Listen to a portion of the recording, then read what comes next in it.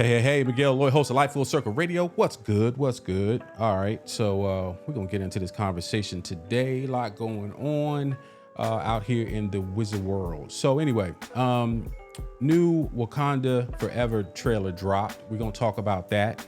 I got my man, Chuck Hobbs, who's going to be hanging out with us today. And he's somebody I respect greatly.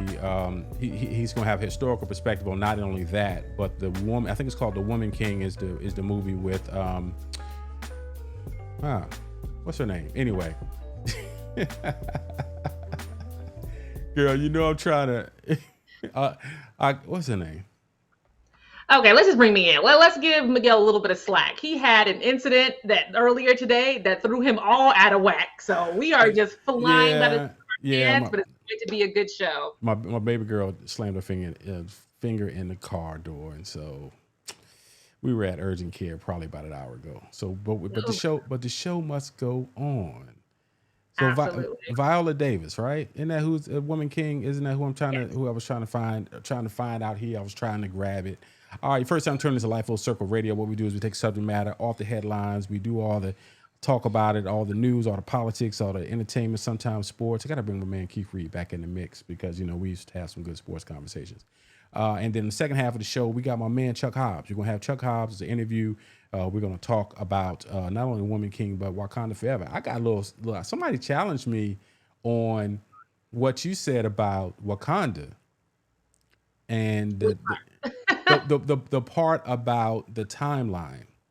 Yes, so, I'm sorry, I'm stuttering because I'm confused now too. Yeah. Because someone else was like, "No, he died." I'm like, "Well, when did this happen? Are they going to explain this in the movie?" Right. So we're gonna get into that conversation, you know, a little bit, and then also when Chuck comes on. We also want to talk about quite a few things. Dave Chappelle and that situation with Dave Chappelle. So Dave Chappelle and Kevin Hart and Chris Rock and New York decided to say Minneapolis, hold my beer. So Minneapolis, Minnesota, they boycotted Dave Chappelle's show because of the issues with the LGBT community, and so they boycotted his show. And I want to say the show was actually going to be at the place where Prince actually filmed Purple Rain. Yes. is a popular venue in Minneapolis, and so that's where the show was going to be. And they boycotted. They went somewhere else. But you know what? Dave Chappelle said, "No, I'm gonna go hop on a plane. I'm gonna go to New York, and now I'm gonna go open up for Chris Rock and Kevin Hart." So and it's, you know, Kevin Hart is singing the praises on that. We want to talk about that. We want to talk about this black family. Let's just jump into it. Where you want to start? Yeah, and even weirder is that let's talk about the Dave Chappelle thing, because the funniest part of this is that Chris Rock, not Chris Rock, but Kevin Hart always wants to be funny. So as a joke, because Chris Rock is the GOAT and Dave Chappelle is the GOAT, he decided to give an actual goat to Chris Rock, and the goat proceeds to poop everywhere. And Kevin Hart is standing there, enjoy your goat. What is that? I didn't see that part. Oh my God, that's crazy. There are certain things that don't need to be pets or gifts. Goats is one of them. Because there's another show where the woman brought a goat to this lady's house as a gift. And she was like, "I don't want this goat here." But then the kids fell in love with the goat. Now she had to keep the goat. And they named it. Yeah. Anyway, so the goat thing is cool because I think we're at the point now, and let the debates begin, where you have got to put not one, not two, but three, all three of those guys in the conversation with the GOAT. Some people gonna say, "Man, you must be out your mind. That's Richard Pryor. That's Eddie Murphy." Yeah. Richard Pryor, definitely, but you got Red Fox before that. But Richard Pryor was definitely a superstar. Harris. Huh? Robin Harris. Robin Harris ain't in that conversation. He ain't in the GOAT conversation. Robin Harris in the GOAT conversation? No, he is not in the GOAT conversation. The GOAT conversation. He is not in the GOAT conversation. No way. He was great. He was great, but he's not in that conversation. So only reason. Huh? I love Robin Harris. I'm sorry. No, I love Robin Harris, but Robin Harris was a flash in the pan. He did have a good run, and there's a comedy special, and not even a comedy special. It's a documentary. I want to say it's on Amazon Prime, and what I found out was that Guy Torry, who is Joe Torry's younger brother, had a long running comedy Tuesday in LA. And a lot of the major players would go and do this show on every Tuesday night. And he was the promoter of that particular event. And so he did, he was well known, he was well respected for what he was doing in that space. And so, but Robin Harris was a regular there, and he did a great job as a regular there in LA. And look it up on Amazon Prime. Look up the guy Tory, and it should come up. But getting back to the GOAT conversation, when you talk about Chappelle, Chris Rock, Kevin Hart, I'm not personally a huge Chris Rock fan. I think he's okay. I'm not either. Yeah. I think Chris Rock is okay, but Chris kind of was the precursor to who Dave Chappelle is now, even though they're not that far difference in age. And here's why I say that. Dave Chappelle is a storyteller. Dave Chappelle, his delivery is kind of dry, and he appeals to a white market, to a general market, right? Absolutely. A lot of our comedians, I was the first one who was surprised with how successful Steve Harvey became in the general market, because he was such a comic that was well received in the black community, because he used to be black. He is still black. Let's not act like Steve Harvey's done changed really anything about himself besides took about 7 buttons off his suits. He used to have them 10 button suits. Now he down to. Now he in Fashion Week wearing no socks, no buttons, and a scarf for absolutely no reason.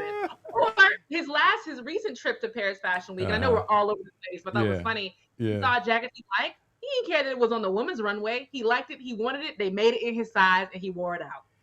That's a whole nother conversation. Steve sometimes on some of them fashion shoots with his wife, he be looking like his wife be dragging him out there like, baby, your clothes laid out on the bed, baby. Go put that on and come on, take these pictures. That's what's going on. But Steve, hey man, Steve is killing it. But to finish the wrap up the GOAT conversation, Kevin Hart was not from the jump. Kia, we're having a conversation here. Where'd you go? Kia? It's hot. I'm sorry. Burning up here. No, I'm joking. Ladies and gentlemen, this isn't contouring glow you're saying. This is actual sweat. This is actual sweat. Okay, it is Florida where you are. So, but Kevin Hart came out the gate. My first recollection of Kevin Hart was Soul Plane. And he was in Soul Plane, right? And I was like, who is this little guy? And this little condescending, self-deprecating style of comedy. But when you start talking about someone who has done it from a business perspective, I kind of almost look like, you look at Eddie Murphy and you compare him to Michael Jordan. They were great products. They were the best at what they did. But you can tell, for the most part, everything they did as an employee, selling a product. Got it. I understand what you're trying to say. I compare Kevin Hart to LeBron. So you're saying the GOAT meaning all around, not just they were funny on comedy. stage. You mean all the way around. I would give Kevin Hart that award, because you know who should have been him if things hadn't gotten weird? Cat Williams. Cat Williams should have been Kevin Hart. Don't say no. Cat Williams got a perm. I'm a marketer. Everything I think about is the way you're going to be palatable to the market. How will people receive you? Right? Okay. There's nothing in Cat Williams, man. Cat Williams is funny. Cat Williams will sell out the State Farm Arena here in Atlanta every time. He probably come to Florida every time. He's gonna sell out. But he's not box office as far as movies go.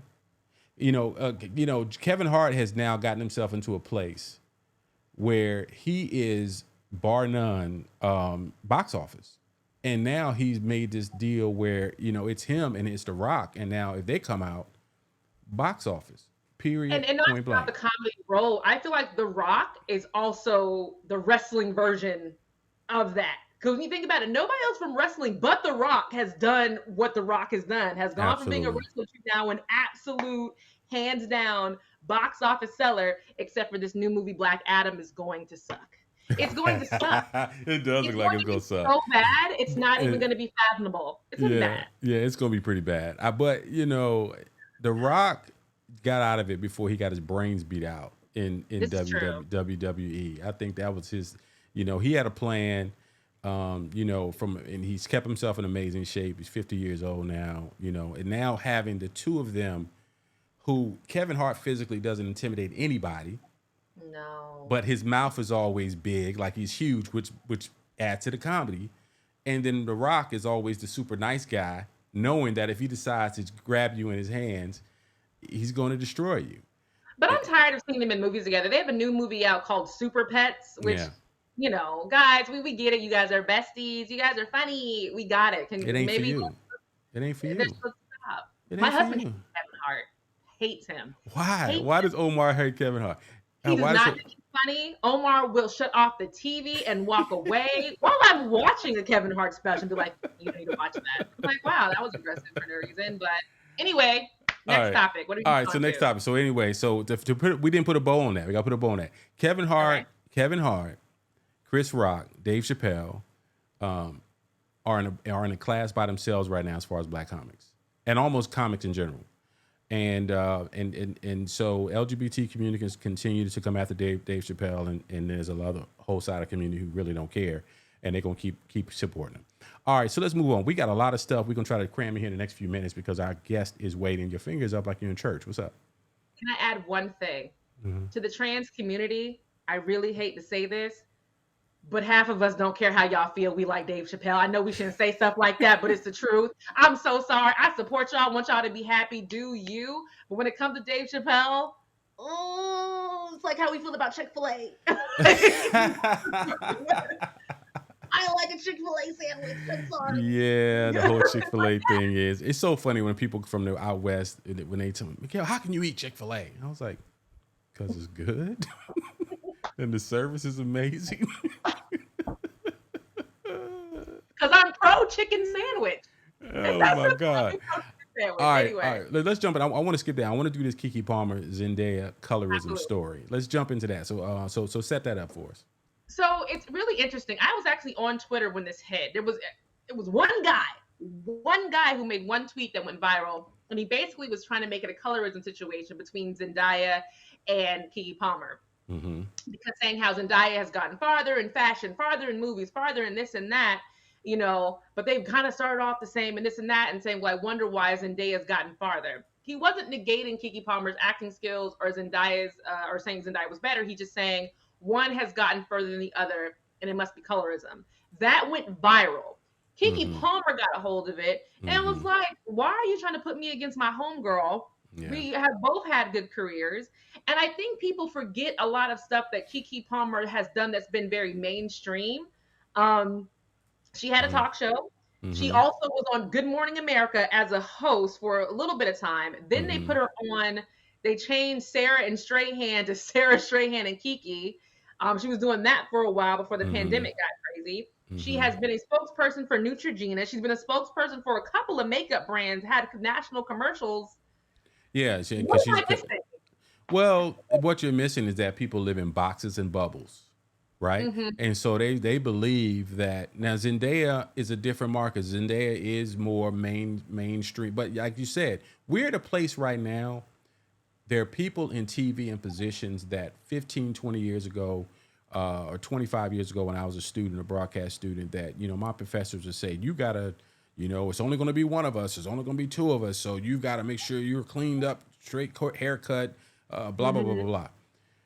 That's not the case anymore. You know, depending on what network, depending on what audience is, I always say this a million times over. There's a market for everything and everybody.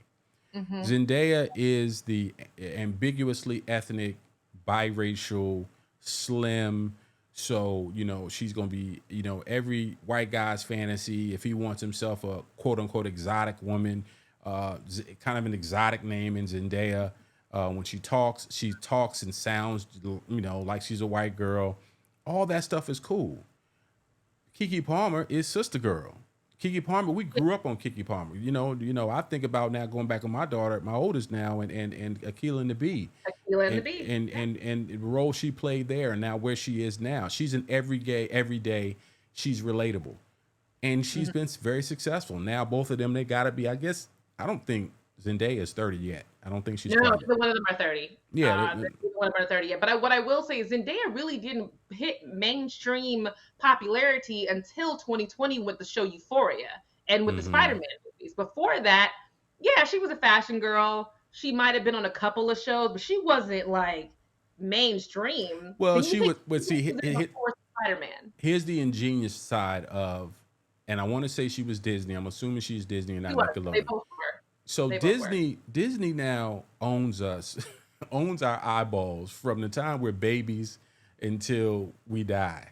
You know, from think about it, the networks that they own. They own obviously Disney and cartoons. They own I see sports. Encanto one more time, I'm going to strangle my children.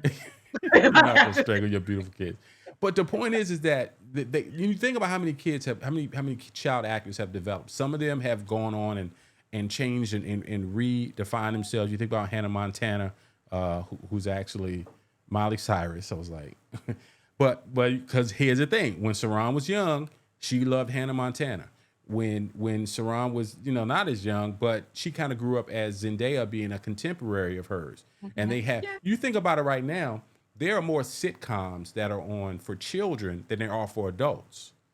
Like, and I know that because now having, preteens in my house, I walk by and television and there's shows on there. I'm like, oh, and what they're doing now is people, the McLean sisters, I think. There's three girls, the black girls. The three black girls using in Tyler Perry movies. China and yes. They were heavy in those shows. I think they were on Nickelodeon as youngsters, and now Layla is now being exposed to them, right?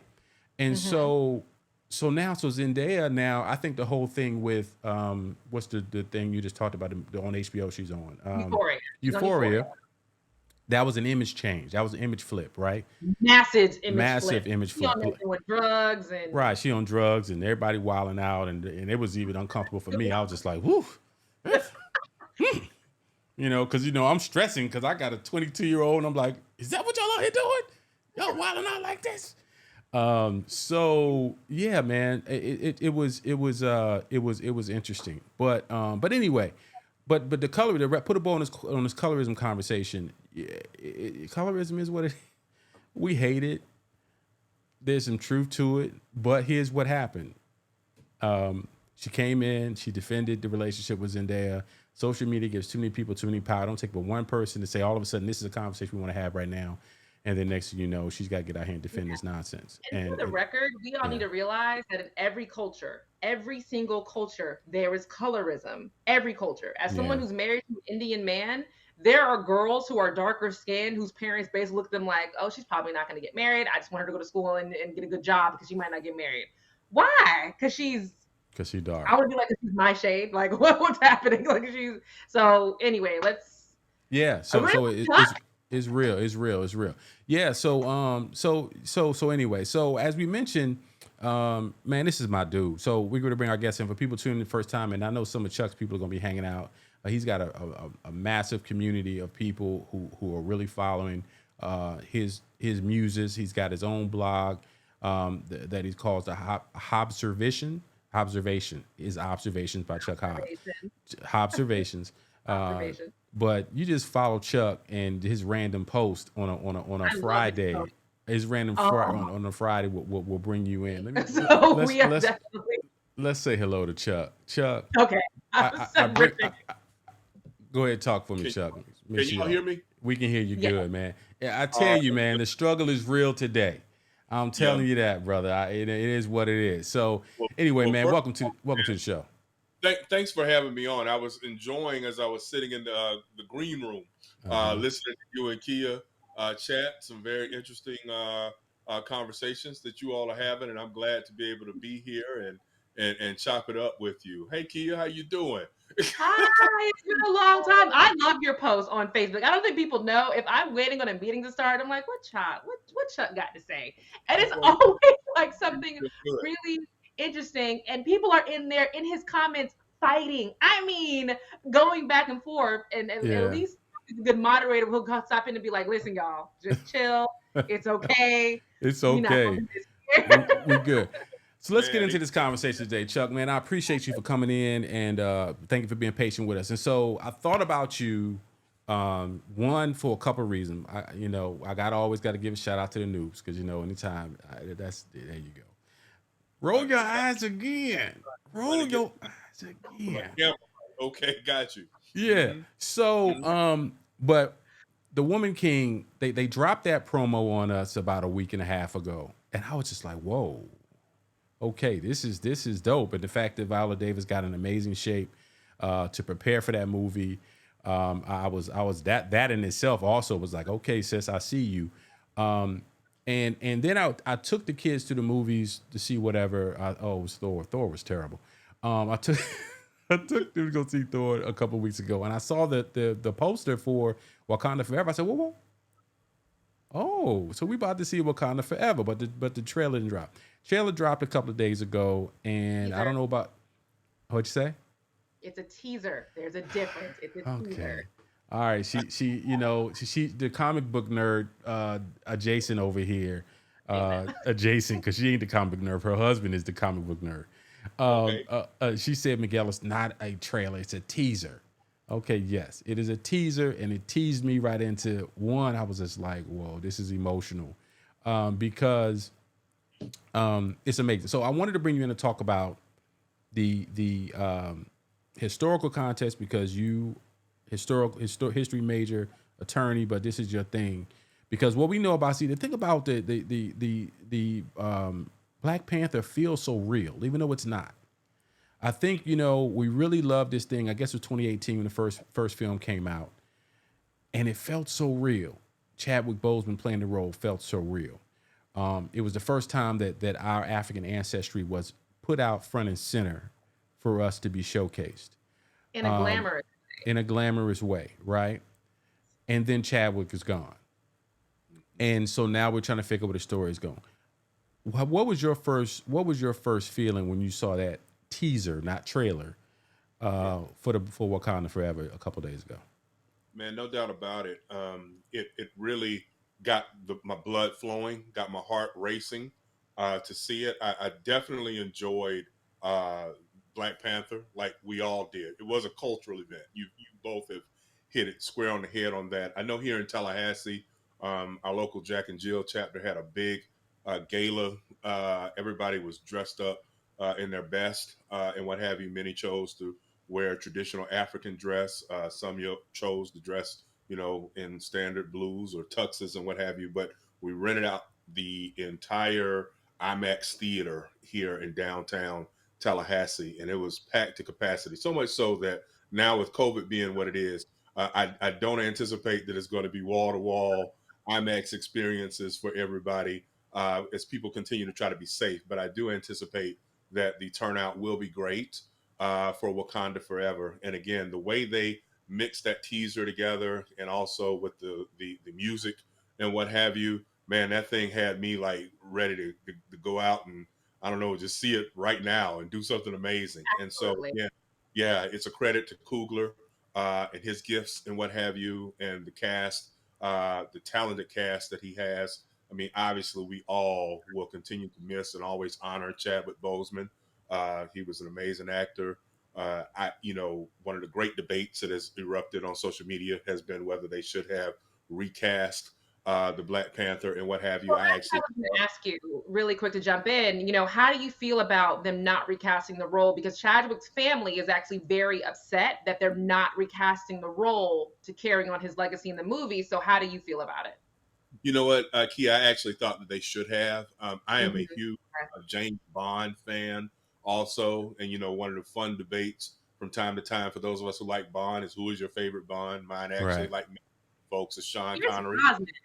Yeah, yeah, yeah. But I like Pierce Brosnan. I like Daniel Craig. I just like Bond, and so Mm-hmm. it allows you, a couple hours to go, and it doesn't matter who the specific person is. It's the character that's been created. I would have liked to have seen someone step into that role, and again, honor Chadwick's legacy that way. But obviously, they chose to go in a different direction, Mm-hmm. and I very much forward to seeing it on opening weekend and what have you. The same with the Viola Davis film. When I saw her working out, Mm-hmm. I was thinking like, boy, Viola is so versatile. She can do Mm-hmm. whatever it takes physically to Mm-hmm. prepare for a role. and she's an amazing actress also. So that trailer too. Now, Kia, did I use that right? Was that the actual trailer? That was the actual trailer, because it was 4 minutes long, by the way. So yes, it was the actual trailer. Yeah. It too got me excited, Yeah. and from the historical standpoint is being able to, and I don't want to get ahead of myself, but Mhm. definitely celebrating women, celebrating Yeah. Black women, and celebrating women who are in power. And again, I look forward to having this discussion tonight because the Hotep stay on my page. The Well, women hate. Yeah. Yeah. Let's women talk. haters. Yeah, Yeah. yeah. And They don't- that was something that came out. A lot of folks were having this conversation about the trailer or teaser comes out for Black Panther, and it's obviously without Chadwick. Now it's going to be the kingdom's going to be ran by all women. Women. The mightiest warriors in the first round were is it Dora Milaje? I may mess that up. Cross your eyes again. Boy, I swear. It's a Dora Milaje. Dora Milaje. Yeah. Okay, so dope women. They were amazing warriors in the first one, along with the M'Baku guys. But to see but the whole thing about Viola Davis is that the Kingdom of Dahomey is real history. This isn't something that was born out of the comics. This is real history, and we always kind of look at it. I think we're definitely in the day of the woman, screenplay written by Gina Price Blythewood, and so she also directed The Woman King, and it's set to come out in September. And but now, as you mentioned, why do you feel men feel threatened by what is going on with these two films, and not just these two films? You got She-Hulk coming out, and you had, was it Captain? I always getting mixed up. Captain Marvel was the woman. Was it Captain Marvel? Come on. Captain Marvel and Miss Marvel have both come out. Miss Marvel is a Pakistani American actress, and of course, Captain Marvel is a white actress who plays. Yeah. So Chuck, what is your take on men and the historical significance of these two films going forward and featuring strong Black leads, female leads? Yeah, absolutely. There's an irony both from a historical standpoint and a current event standpoint that I want to try to tie in here. In the 2016 election and again in 2020, Black women were in lockstep with the Democratic Party, voted for Hillary Clinton, voted for Joe Biden. Black men, for the most part, did too, in the 80%. But there were far more Black men who actually voted for Trump or a third party candidate than there were Black women. And that tells you something, that there is a small but still significant number of Black men who want to be white male adjacent, for lack of a better way to put it. And not all white men. I'm talking about the conservative, who they think are the guys, the manly men. And again, we can sit here and debate that all day, whether Trump is a manly man or not. And I know that's not politically correct to say, but I continue to have my mind blown that somebody that is so soft as he projects to be actually inspires fear out of people. I'm like, this dude is and folks are scared of this guy. I'm like, wow. Like, I guess the point that I'm making is there are a significant number of Black males who, like their white male misogynistic counterparts and males of other races who are misogynist, who simply do not value women. They claim to value their mothers. They will claim to value their daughters and what have you, but they are hard on wives, hard on girlfriends, hard on anybody else. Those are the ones who lost their minds when our frat brother Kevin Samuels died earlier this year. For your listeners and viewers who don't know who Kevin Samuels is, he was a self-help guru, They know. Exactly.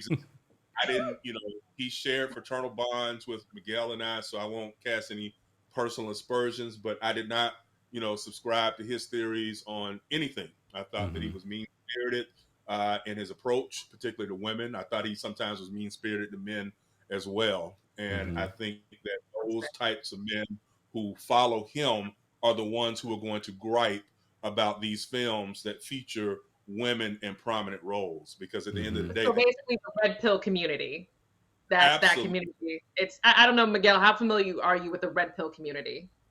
Yeah, you just called me out, and that I was gonna try to play it off like I knew, and you just No, You Fred.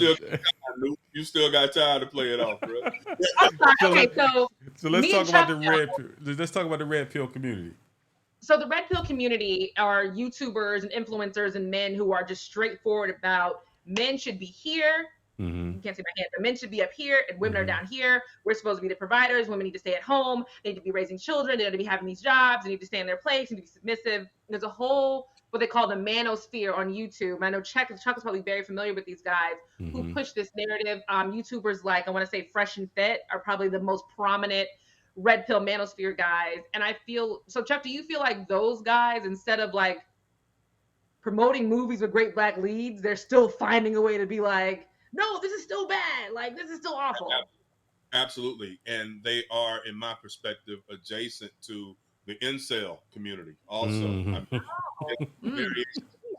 Oh, Chuck, you ain't cutting no chaser today. You just wow. I mean, at the end of the day, it's you can tell the dudes that weren't able to get any girls in their younger age or even now. I mean, it's pretty obvious. Yeah. And that hatred comes out when they're sitting there on their phones or on their computers and they're typing the stuff that they type. And again, the irony of it all, y'all, when we're talking about from the Marvel Comics standpoint, when you're talking about even any fantasy, I'm a huge Star Wars person as well, as you know. So, of course, Disney Plus is one of my favorite streaming services. And so at the end of the day, we see the same stuff there, whereas you've got the hatred for women leads by black men. You also have the hatred for, in the latest Star Wars, they don't want to see a character like Jyn Erso. They don't want to see Padme Amidala. They don't want to see Rey. They want to see Luke Skywalker, Han Solo. They want to see very little of Lando Calrissian because they don't like Negroes either. And so it's a celebration of whiteness and white maleness, and it frustrates me to see brothers falling into the same hypocrisy and what have you. And that ship has sailed. I mean, at the end of the day, we are a more diverse country, and there is something to say to be able to see women in prominent roles in movies, because we just didn't see it for the most part when we were growing up in the 70s and 80s. I know you're young, you are, but it's even in my age group, there was no. I can't think of one female-led movie. What do we get? Glitter? Come on. Absolutely. And the same with black. Like, when we were little boys, Superman, white. All of the Star Wars characters save Lando Calrissian, white. You know, and so you had to imagine yourself. I remember being a little guy and, you know, just if I'm sitting there fantasizing and thinking, I'm like, well, if I had a lightsaber, I'd do X, Y, and Z, because again, I just didn't get to see myself on a screen. And now we're at a stage where our children and our children eventually will be able to go and say, this is one of my favorite films and this is why.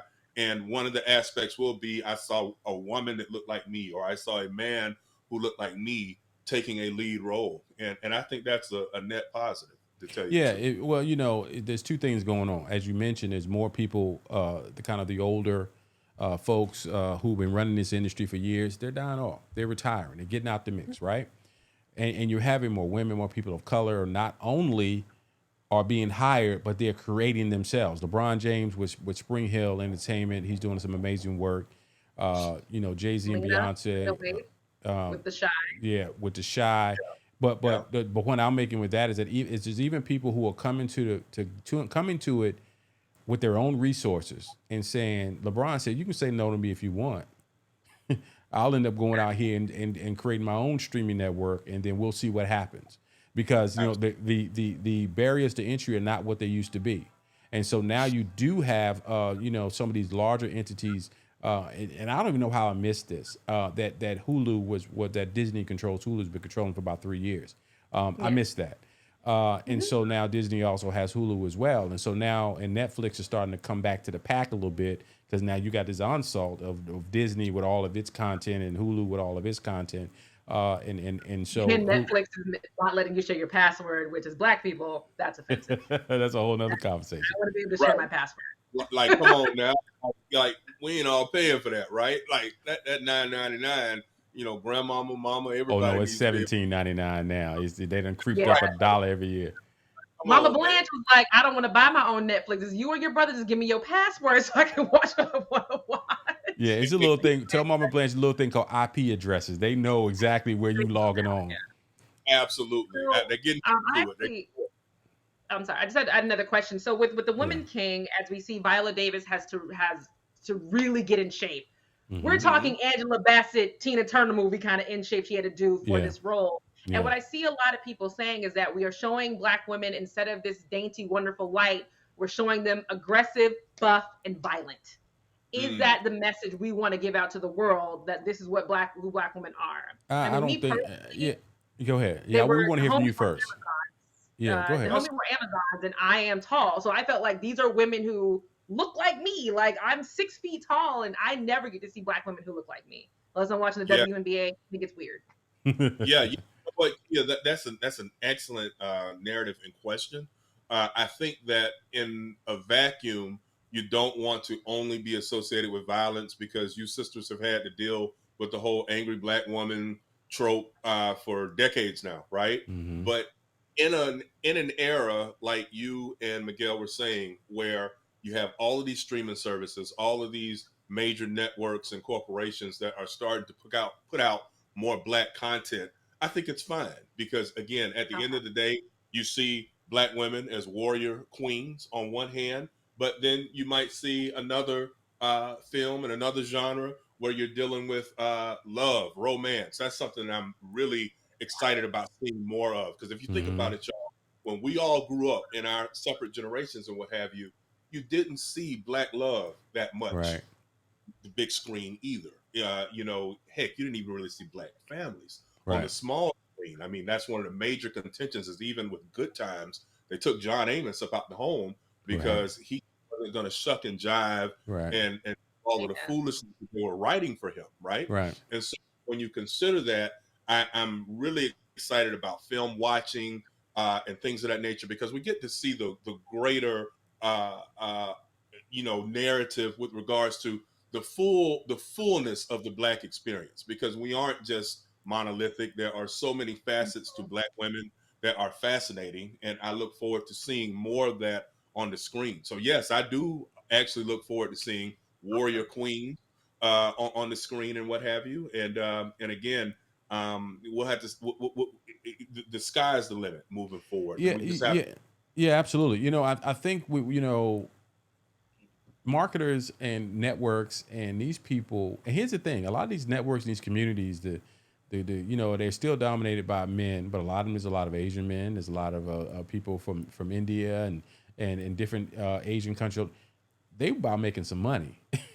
And there's Mhm. a market out here that says you just dictate your product strictly to white men or white folk, you're cutting out a lot of people. And that was Yeah. okay 30 years ago, 40 years ago, 50 years ago.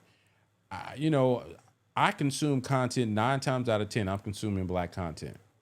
If it ain't the news, I'm watching something. I'm supporting something that is Black content, whether it be Yeah. And comedy, you know whether who it be. discovered that Mhm. in the Marvel universe? I think is I always pronounce his name wrong. I think it's Taki Wakiti. You know what I'm Okay. talking about, right, Chuck? Who you're Well, talking he's about? the actual director for the Thor movies, and Hmm. he has made it a point. He wants women in the movies. He wants women leads. He wants Black people. He's made a point to go to the studios and be like, "No, I don't want this white person. I want this Black girl. You're going to put her in my film. That's what I want. There is no ifs, ands, or buts, or I'll walk out." And Hmm. I and Absolutely. he's a Indian man, and I think it's great, like you said, having these directors who are brown. They didn't need to be Hmm. Black. It seems like Hmm. if they are brown, Hmm. they understand the assignment. Absolutely. Yeah, they do. And what's interesting too is when you stop and think about again, kicking back into my Disney side on the Star Wars side, we just got through watching Obi-Wan Kenobi as a series. I've been fascinated about what happened to Obi-Wan Kenobi my entire life. Obviously you had the original series, then you had the prequels that talked about Obi-Wan as a young man. But at the end of the day, when you look at the fact that that director was a woman, Debbie Chow, an Mm. Asian woman, right? Hmm. There was a way those stories were written over 6 episodes in Obi-Wan Kenobi that to me were far more fascinating and satisfying Yeah. than just fight, lightsaber, cut, stab, cut, force choke. There were nuance. There was a deeper ability to dive into the psyche of the character that I think is owed to a great point because you had someone who was able to see more than just violence, and more violence, which is what, and when I see some of the critics and some of the criticism, it has been he seemed depressed. He seemed to be somewhat morose.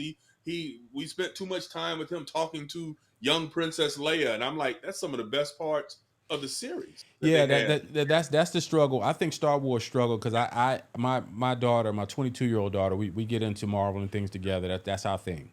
And I'm trying to get her into Star Wars, right? And it's hard to look at the 1977 Star Wars. It's a hard push. It's a hard sell because obviously the technology wasn't there. But the thing about the Star Wars series is that the violence was somewhat muted, right? Okay. It felt like kids playing, right? Like pew pew pew pew pew pew pew, whatever, right? Right. All dramatic. It ain't like that. The Obi-Wan Kenobi did a great job of filling those gaps in the story. And it also, to me, you can't do so much with Darth Vader because of the emotion lessness of. He got a helmet on, and he got the same voice of now 91-year-old James Earl Jones, who is still voicing his character. It's amazing. Yeah, still the man. Still the man. But I don't know, Chuck, if you saw this. Glory, what are they gonna do? When he going to be with Jesus? Man, what are they going to do? Man, they're gonna do the what is it called? That fake? What is that fake thing? What is? Yeah. Somebody's gonna do. His family better get paid for that fakeness because somebody's gonna have to fake that voice and do it.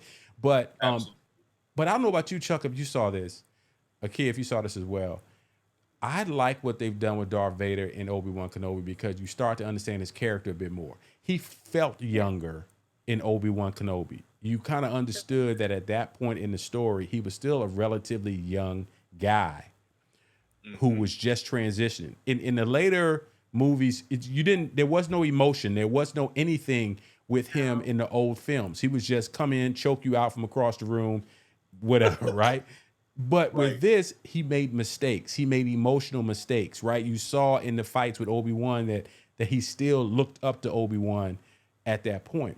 I love the writing. Really quick, in Obi-Wan, he literally only got put into the suit after losing his arm and leg and all that damage from the movie. He's only been in that suit from the series maybe a year? He's still getting used to being damaged and in the suit and Darth Vader voice and all that. Yeah, he's still a young guy, and he moves like. Now, when you go back and look at the old films, I mean, not the old films, the one from 20 years ago, and now you see the movement of the guy who played him as Anakin, right? As a 25-year-old Anakin, you feel those movements and everything. But the point that we're all trying to make is that in order for all of these series to compete, they have got to appeal to a broad spectrum. They have to.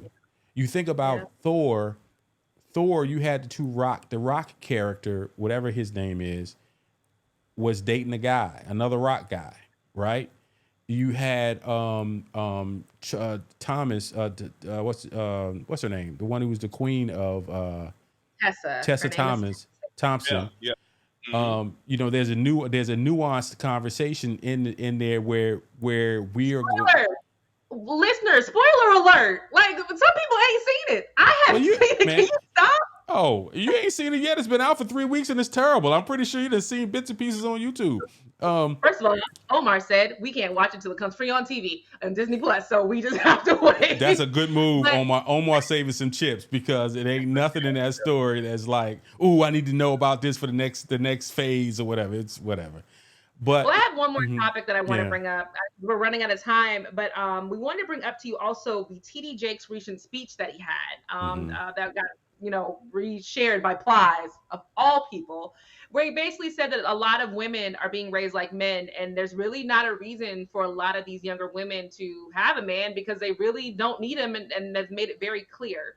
I will say this, I guess I'm part of the manosphere, because I feel like a lot of women these days in my age group are very much just like, I have a job, I don't need a man, I just want a man. I'm like, well, no, you don't need one, so don't get annoyed about wanting one. So how do you feel about TD Jakes' speech and how that's coming across?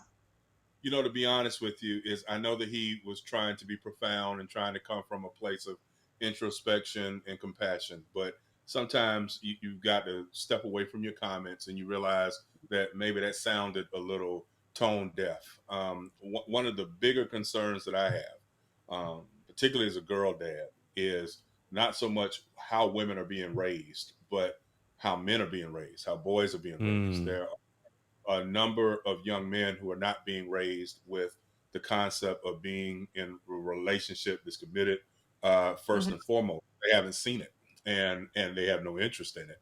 And so what happens from there is I sense that a lot of times the dynamics that shake out because it's what else are you going to do? You can't compel a man to propose. You can't compel a man to take care of his children. And so at the end of the day, a lot of young women and older women are compelled themselves to fend for themselves because again, it's a lot of men who just aren't interested in anything other than what it is that's on their agenda at that point in time. And again, that circles back to what we were talking about at the top, which is this, it can either be subtle or sometimes it can be really blatant, but there's a lot of misogyny in our community that, maybe the next time I'm going to chat with y'all, we need to talk about ways to make sure that our younger men grow up learning to respect, and period, in the story. Chuck, you got an open seat over here, without question. My age group, by the way, it's nothing. I feel like in my age group, I'm the only one who's actually married with kids. A lot of my friends, a lot have kids, but because their careers got so good, doctors, lawyers, everything, and they got in relationships, and the time was running out, so they had a baby. And like, if my relationship doesn't work out, that's fine, but I want a baby. And I feel like it's a weird kind of place to be. Yeah, I was on Clubhouse last night. Not Clubhouse. I was actually on Fanbase to make sure I know which one I was on. I was on Fanbase last night, and there was a whole group, and the whole conversation was about, our black women choosing the wrong men, and it just kept going, and it was 60, 70, 80 people in this conversation, and people were jumping in, and I was like, I'm the old dude in the club right now, I'm happily married.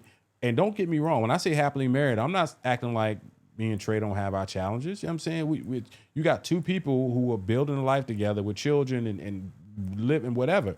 This ain't no, but when I heard the people talking, a lot of it was centered around they're doing everything that married people do. They just don't get married. Exactly. and they don't weird. Commit. And they look at that thing like, I ain't got to get married, but you are living together. Y'all raising kids together. You mean you're doing so much stuff together. You're sharing a bank account.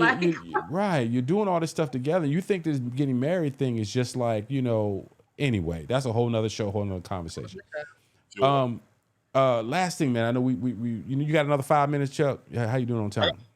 Sure, I'm good. Yeah, I'm enjoying.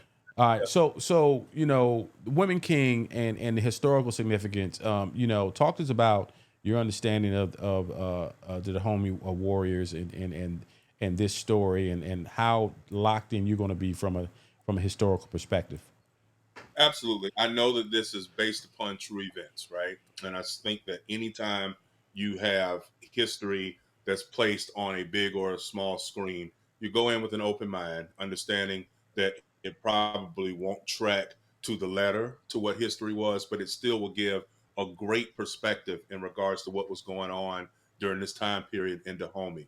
I think that it's always fascinating to be able to show, because they don't really talk about this in the schools. And now with even the fights on critical race theory and things like that, you don't hear about the Dahomey Warriors. You don't hear about Queen Amina in Zazzau, which is near present day Nigeria. You don't hear about the Africanness of even the Egyptian queens, okay, or the Queen of Sheba in Ethiopia. You don't hear all of that. And unfortunately, even before we were all born, you had situations where when those figures were placed on the big screen in the early history of Hollywood, if you were going to have an Egyptian queen, if you were going to have a Queen of Sheba, it was going to be Liz Taylor or some brunette white woman that put a little paint on.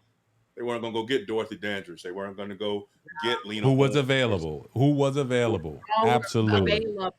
Available. And Dorothy Dandridge was an amazing talent. Absolutely. They weren't going to do it. And so at the end of the day, it's cool for us to be able to see it, but do I think that it will track specifically, like, let's say, a Schindler's List, whereby, yes, Schindler's List was based on historical events, but there are actual, if you watch some of the documentaries on it, you also see where much of what was placed on the big screen is actually, this is exactly how this went down, this is exactly how it happened. I'm not sure we'll be able to do that because there's not a written record, so to speak, from there. But again, any opportunity that we as Black people or all people, right, regardless of your race, get to see that, wait a minute, so Black people weren't just slaves. They weren't just indentured servants. They weren't just sharecroppers. They actually did some pretty cool stuff. I never knew this. So we have to continue to push that up because I think that's important. And here's the thing. What we understand is that as long as we have people like your Governor DeSantis, both of y'all governors, y'all both live in Florida, Governor DeSantis pushing the book publishers to say, in your math curriculum, you can't push critical race theory. 2 + 2 = 4. like what other? How many CRT ways can you say 2 + 2 = 4? And so what's got to happen is that from a creative standpoint, we have to get these stories told. And we know there's a lot of history. There's a lot of things that we're exposed to through the creative process.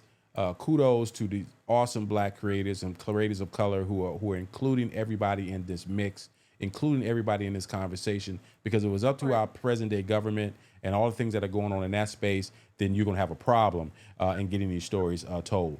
Let me real quick, we got a couple of people. Shout out to my man, Akintunde. People of color have to make our presence known by supporting diversified content. Absolutely. They are not going to support our content. We have to support our content first and foremost, right? And not just when we're playing basketball, not when we're rapping. That's a whole nother conversation about, how that goes and how those stories are being told in the music community. But these stories, these historical stories are being told. I'm so excited about the Woman King, September, November following up, and then some other amazing content. I'm excited about all these new Black actresses and actors who are getting opportunities in these films, because that's scenes we would happen. No one knew who Dana Guerrero was. I mean, outside of The Walking Dead, so she was kind of famous, but now she's got a huge platform. And then Michaela Cole, you didn't even know who she was. And I said, I May Destroy You. She's starring in Wakanda Forever. So that's the best part. I feel you see your face. It's just like I didn't know. Because and here's and you made a great point. Here's the point. I would have never seen the young lady from Walking Dead because I don't watch The Walking Dead. I'm not into that type of content, right? Yeah. But the point is that she's an amazing Black actress, and because she came to the movie, which is more general market, now I see her. If I see something she's in, I'm watching it. Period. Absolutely. Point blank. And so it's okay. There's a lot of content being created in spaces where we're not there. We've got to have these big films, these big projects that are out there for all of us to consume, so that we can make sure that we're supporting all of our Black folks. Denzel Washington ain't playing the tough guy. He's the old sage now. You know what I mean? He's almost 70 years old. We can't expect that much out of him no more. Will Smith out there slapping people up. If Liam Neeson can do it, Denzel can do it. If Liam Neeson can still be an action star, so can Denzel. Yeah, well, okay. If you say so. I don't want Denzel to fall into the Liam Neeson world of filmmaking. I got too much love and respect for him. But he did an amazing job with Macbeth last year, I think it was, on Apple Plus. That was an amazing film. Chuck, man, I appreciate you. Kia, go get some rest. I know the babies I guess they sleep by now. And like I said, Chuck. Nanny just canceled, so I'm on my own tomorrow. Yeah. Well, Trey traveling and little Michelle probably broke her thumb, so I'm gonna be nursing her tomorrow. So it is what it is. That's what we do. Girl dad. Chuck know how it is. We the girl dad. We gotta handle our business. Yeah. All right, family. We appreciate y'all. We'll talk to y'all next week. Chuck, open seat anytime you want it. God bless everybody. All right. Mm-hmm.